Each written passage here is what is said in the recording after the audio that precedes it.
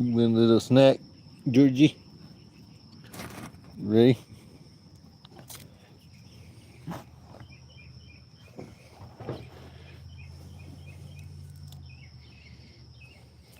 One little snack, Georgia. Very good. Big. Did you get it? 1 Corinthians 7:10. Now concerning the things about which you wrote, it is well for a man not to touch a woman. Yet because of the prevalence of fornication, let each man have his own wife, and each woman have her own husband. Let the husband render to his wife her due, but let the wife also do likewise to her husband. The wife does not exercise authority over her own body, but her husband does. Likewise, also the husband does not exercise authority over his own body, but his wife does. Do not be depriving each other of it, except by mutual consent for an appointed time, that you may devote time to prayer, may come together again, that Satan may not keep tempting you for your lack of self-regulation. However, I say this by way of concession, not in the way of a command. I wish all men were as I myself am. Nevertheless, each one has his own gift from God, one in this way, another in that way. Now I say to the unmarried persons and the widows, it is well for them that to remain even as I am. But if they do not have self-control, let them marry, for it is better to marry than to be inflamed with passion. To the married people I give instructions, yet not I, but the Lord, that a wife should not depart from her husband. But if she should actually depart, let her remain unmarried, or else make up again with her husband. And the husband should not leave his wife. But to the others I say, yes, I, not the Lord. If any brother has an unbelieving wife, yet she is agreeable to dwelling with him, let him not leave her. Any woman who has an unbelieving husband, and yet he is agreeable to dwelling with her, let her not leave her husband. For the unbelieving husband is sanctified in relation to his wife, and the unbelieving wife is sanctified in relation to the brother. Otherwise your children would really be unclean, but now they are holy. But if the unbelieving one proceeds to depart, let him depart. A brother or a sister is not in servitude under such circumstances, but God has called you to peace. For wife, how do you know but that you will save your husband? Or husband, how do you know but that you will save your wife?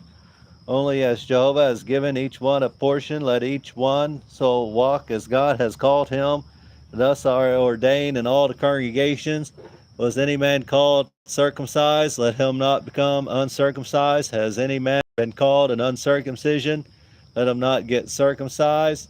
Circumcision does not mean a thing, and uncircumcision means not a thing, but observance of God's commandments does. Whatever state each one was called, let him remain in it. Were you called when a slave, do not let it worry you. But if you can also become free, rather seize the opportunity. For anyone in the Lord that was called when a slave is the Lord's freedman. Likewise, he that was called when a freedman is a slave of Christ. You were bought with a price. Stop becoming slaves of men. Whatever condition each one was called, brothers, let him remain in it, associated with God. Now concerning virgins, I have no command from the Lord, but I give my opinion as one who had mercy shown him by the Lord to be faithful. Therefore I think this to be well in view of the necessity here with us, that it is well for a man to continue as he is. Are you bound to a wife? Stop seeking a release. Are you loose from a wife? Stop seeking a wife. But even if you did marry, you would commit no sin, and if a virgin person married, such one would commit no sin. However, those who do will have tribulation in their flesh. But I'm sparing you. Moreover, this I say, brothers, the time left is reduced. Henceforth, let those who have wives be as though they had none, and also those who weep be as those who do not weep, and those who rejoice as those who do not rejoice, and those who buy as those not possessing, and those making use of the world as those not using it to the full. For the scene of this world is changing. Indeed, I want you to be free from anxiety. The unmarried man is anxious for the things of the Lord, how he may gain the Lord's approval. But the married man is anxious for the things of the world, how he may gain the approval of his wife. And he is divided. Further, the unmarried woman and the virgin is anxious for the things of the Lord, that she may be holy both in her body and in her spirit. However, the married woman is anxious for the things of the world, how she may gain the approval of her husband. But this I am saying for your personal advantage. Not that I may cast a noose upon you, but to move you to that which is becoming, and that which means constant attendance upon the Lord without distraction. But if anyone thinks he is behaving improperly toward his virginity, that is past the bloom of youth, and this is the way it should take place, let him do what he wants. He does not sin, let him marry. But if anyone thinks he is behaving improperly toward his virginity, if that is past the bloom of youth, and this is the way it should take place, let him do what he wants. He does not sin, let them marry. But if anyone stands settled in his heart, having no necessity, but has authority over his own will, and has made this decision in his own heart to keep his own virginity, he will do well. Consequently, he also that gives his virginity in marriage does well.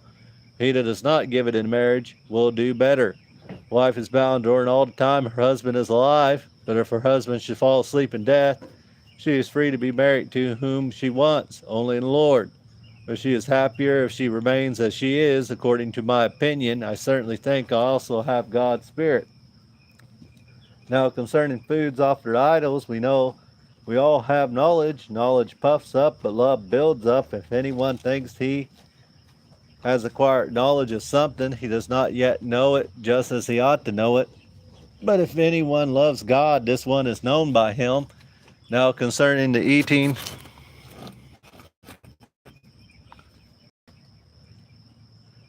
of foods offered to idols, we know that an idol is nothing in the world, and that there is no God but one. For even though there are those who are called gods, whether in heaven or on earth, just as there are many gods, many lords, there is actually to us one God the Father, out of whom all things are, and we for him. And there is one Lord, Jesus Christ, through whom all things are, and we through him. Nevertheless, there is not this knowledge in all persons, but some, being accustomed until now to the idol, eat food as something sacrificed to an idol, and their conscience, being weak, is defiled. But food will not commend us to God. If we do not eat, we do not fall short, and if we eat, we have no credit to ourselves. But keep watching that this authority of yours does not somehow become a stumbling block to those who are weak. For if anyone should see you, the one having knowledge, reclining at a meal in an idol temple, will not the conscience of that one who is weak be built up to the point of eating foods offered to idols? Really, by your knowledge, a man that is weak is being ruined, your brother for whose sake Christ died. But when you people thus sin against your brothers and wound their conscience that is weak, you are sinning against Christ. Therefore, if food makes my brother stumble, I will never again eat flesh at all, that I may not make my brother stumble. Am I not free? Am I not an apostle? Have I not seen Jesus our Lord? Are not you my work in the Lord? If I am not an apostle to others, I most certainly am to you, for you are the seal confirming my apostleship in relation to the Lord. My defense to those who examine me is as follows. We have authority to lead about a sister as a wife, even as the rest of the apostles and the Lord's brothers and Cephas, do we not? Or is it only Barnabas and I that do not have authority to refrain from secular work? Who is it that ever serves as a soldier at his own expense? Who plants a vineyard does not eat of its fruit? Or who shepherds a flock and does not eat some of the milk of the flock?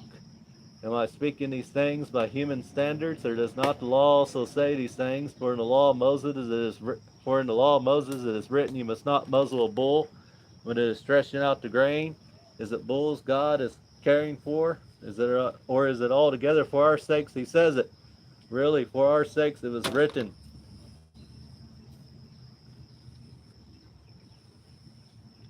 Because the man who plows ought to plow in hope. The man who threshes ought to do so in hope of being a partaker.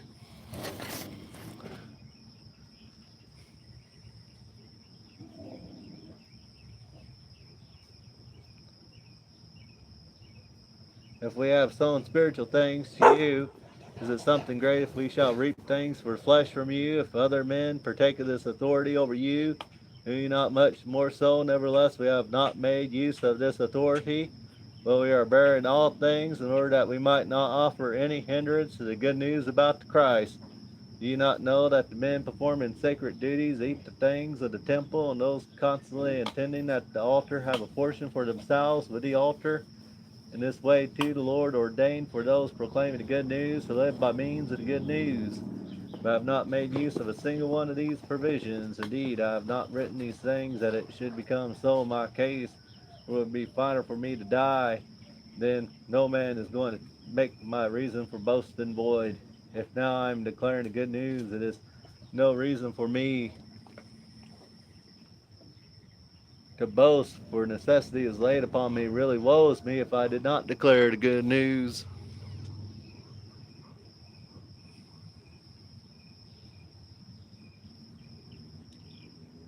If I perform this willingly, I have a reward, but if I do it against my will, all the same, I have a stewardship entrusted to me. What then is my reward? That while declaring the good news, I may furnish the good news without cost, to the end that I may not abuse my authority in the good news. For though I am free from all persons, I have made myself a slave to all, that I may gain the most persons. And so to the Jews I became as a Jew, that I might gain Jews. To those under law I became as under law, though I myself am not under law, that I might gain those under law. Those without law I became as without law, although I am not without law toward God, but under law toward God. To those without law I became as without law, although I am not without law toward God, but under law toward Christ, that I might gain those without law. To the weak I became weak, that I might gain the weak. I become all things to people of all sorts, that I might by all means save some. But I do all things for the sake of the good news, that I may become a share of it with others. Do you not know that the runners of the race all run, but only one receives the prize? Run in such a way that you may attain it. Moreover, every man taking part in the contest exercises self-control in all things. Now they, of course, do it that they may get a corruptible crown, but we an incorruptible one. Therefore, the way I am running is not uncertainly. The way I am directing my blows is so as not to be striking the air. But I pummel my body and lead it as a slave that I. Therefore, the way I'm running is not uncertainly. The way I'm directing my blows is so as not to be striking the air. But I pummel my body and lead it as a slave that after I have preached to others, I myself should not come disapprove somehow.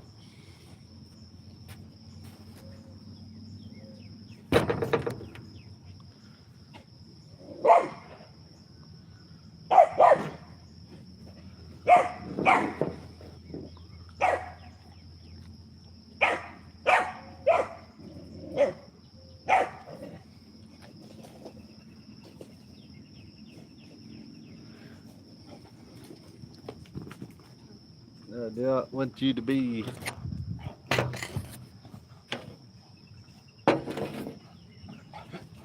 ignorant, brothers, that our forefathers were all under the cloud, and all passed through the sea, and all got baptized into Moses by means of the cloud and of the sea, and all ate the same spiritual food, and all drank the same spiritual drink, for he used to drink from the spiritual rock mass that followed them, and that rock mass meant to Christ. Nevertheless, on most of them God did not express his approval, for they were laid low in the wilderness. Now these things became our examples for us not to be persons desiring injurious things, even as they desired them.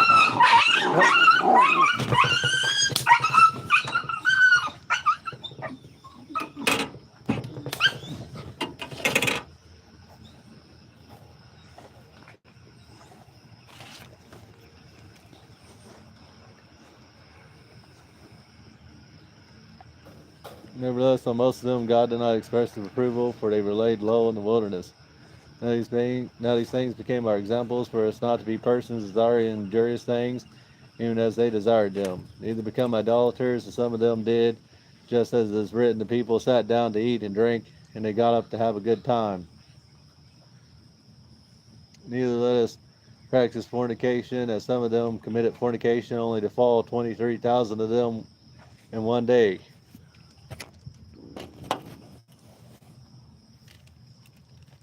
Neither let us practice fornication, as some of them committed fornication, only to fall 23,000 of them in one day. Neither let us put Jehovah to the test, as some of them put him to the test, only to perish by the serpents. Neither be murmurers, just as some of them murmured, only to perish by the destroyer. Now these things went on befalling them as examples, and are written for a warning to us, upon whom the ends of the system of things have arrived. Consequently, let him that thinks he is standing beware that he does not fall. No temptation has taken you except what is common to men. God is faithful, and he will not let you be tempted beyond what you can bear. But along with the temptation, he will also make the way out in order for you to be able to endure it. Therefore, my beloved ones, flee from idolatry. I speak as men with discernment. Judge for yourselves what I say. The cup of blessing which we bless is not a sharing in the blood of the Christ. The loaf which we break is not a sharing in the body of the Christ. Because there is one loaf, we all, though many, are one body, for we are all partaking of that one loaf. Look at that which is Israel in a fleshly way, are not those who eat the sacrifices sharers with the altar. What then am I to say, that what is sacrificed to an idol is anything, or that an idol is anything? No, but I say that the things which a nation sacrifice, they sacrifice to demons and not to God. And I do not want you to become sharers with the demons. You cannot be drinking the cup of Jehovah and the cup of demons. You cannot be partaking of the table of Jehovah and the table of demons. Or are we inciting Jehovah to jealousy? We are not stronger than he is, are we? All things are lawful, but not all things are advantageous. All things are lawful, but not all things build up. Will each one keep seeking not his own advantage, but that of the other person? Everything that is sold in the meat market, keep eating, making no inquiring on account of your conscience. For Jehovah belong the earth, and that which fills it. If any one of the unbelievers invites you, and you wish to go, proceed to eat everything that is set before you, making no inquiry on account of your conscience. But if anyone should say to you, this is something offered in sacrifice, do not eat on account of the one that disclosed it, and on account of conscience. Conscience, I say, not your own, but that of the other person. For why should it be that my freedom is judged by another person's conscience? If I am partaking with thanks, why am I to be spoken of abusively over that for which I give thanks? Therefore, whether you are eating or drinking or doing anything else, do all things for God's glory. Keep from becoming causes for stumbling to Jews as well as Greeks, and to the congregation of God, even as I am pleasing all people in all things, not seeking my own advantage, but that of the many, in order that they might get saved. Yep. Hello, everybody, and thank you for watching and listening to this. Hope you have a good day. Read God daily, pray daily. Thank you again.